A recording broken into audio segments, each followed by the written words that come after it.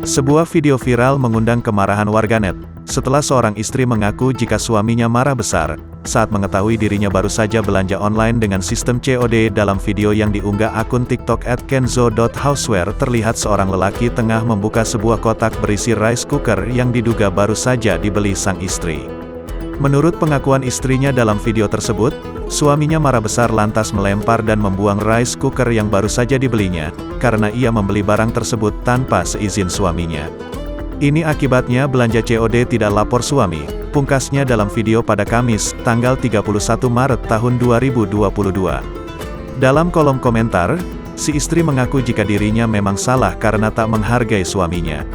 Namun, hal tersebut justru mengundang kemarahan warganet. Tak sedikit yang juga menduga bahwa video yang telah dilihat lebih dari 7,2 juta kali ini merupakan S3 marketing alias iklan dari produk yang akan dijual oleh akun tersebut.